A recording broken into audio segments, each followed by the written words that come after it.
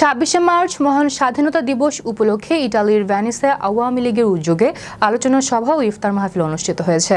আমাদের ইতালির প্রতিনিধি সজীব আল হোসাইন জানান, স্থানীয় গ্র্যান্ড সেন্ট্রাল রেস্টুরেন্টে ভেনিস শাখা যুবলীগের সহযোগিতায় সংগঠনের ভেনিস শাখার সভাপতি রফিকুল ইসলাম সোয়ালের সভাপতিত্বে ও সাধারণ সম্পাদক মোস্তাক আহমেদের পরিচালনায় প্রধান অতিথি হিসেবে উপস্থিত ছিলেন ইতালি আওয়ামী লীগের সহসভাপতি বিল্লাল হোসেন ঢালি।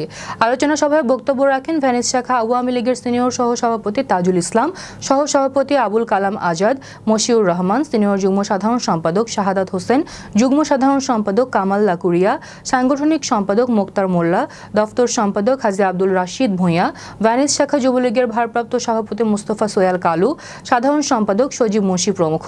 এছাড়াও ইতালি আওয়ামী লীগের নেতৃবৃন্দ সহ স্থানীয় আওয়ামী লীগ, যুবলীগ, ছাত্রলীগ, স্বেচ্ছাসেবক লীগ ও অঙ্গ সংগঠন নেতাকর্মীরা উপস্থিত ছিলেন। আলোচনা শেষে ইফতারের পূর্বে বঙ্গবন্ধু সহ সকল মুক্তিযোদ্ধাদের আত্মার মাগফিরাত কামনা সহ শেখ হাসিনা সহ দলীয় নেতাকর্মীদের সুস্থতা ও বিশ্বের সকল মুসলিমের শান্তি কামনা করে মোনাজাত করা হয়। পরে দলীয় সকল নেতাকর্মীদের ভেনিস আওয়ামী লীগের পক্ষ থেকে ধন্যবাদ ও কৃতজ্ঞতা প্রকাশের মধ্য দিয়ে অনুষ্ঠানের সমাপ্তি ঘটে।